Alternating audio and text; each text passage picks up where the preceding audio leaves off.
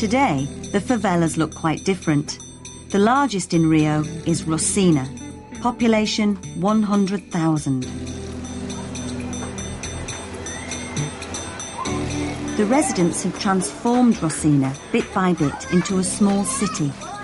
It's been upgraded from wood to bricks, with shops, schools, entertainment and 25 channels on satellite. This kind of DIY development is called self-help. There's one bus route into the favela, but after that it's a question of moving everything by hand, including the rubbish.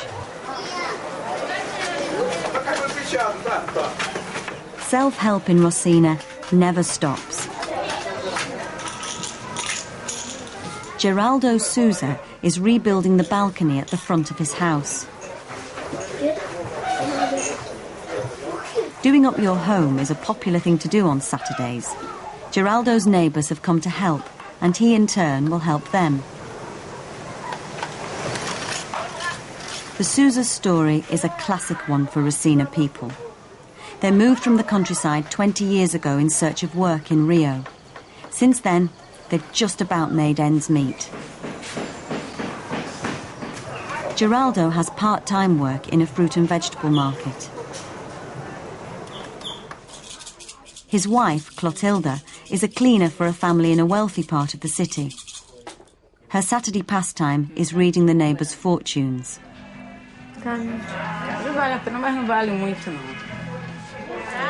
Unlike their parents, the Souza's children were all born in Rocinha.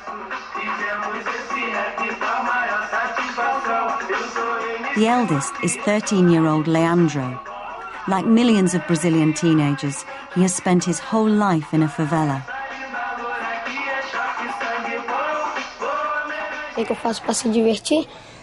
What do I do for fun? Well, I play football, I fly my kite, I play with my brothers and the kids up here. Lots of things. Sometimes I fool around in my house. My mum gives me a clip round the ear. But I don't mope around for very long. I go out and play again and have a good time.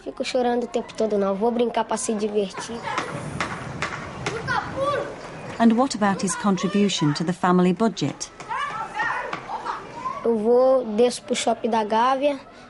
go down to the shopping centre in Gavia at 7 o'clock. When I see someone parking, I say, "Can I look after your car?" Then if he says, "You can," I say, "How long are you going to stay?" Then he says, "I'm going to stay for an hour." "OK, that's fine," I say. "I'll wait for you." I earn £3 or £4, and then I come back home, have 2 goes on the pinball machine, and give the rest to my mum.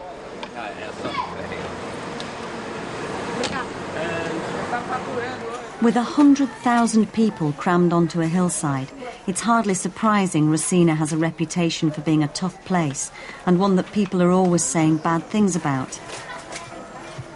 What does Clotilda, Leandro's mother, think about that? What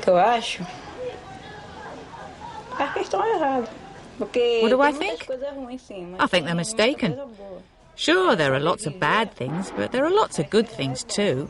Like people getting on well with their neighbours. The bad things are the criminals. They kill innocent people who have nothing to do with the crime. They beat people up.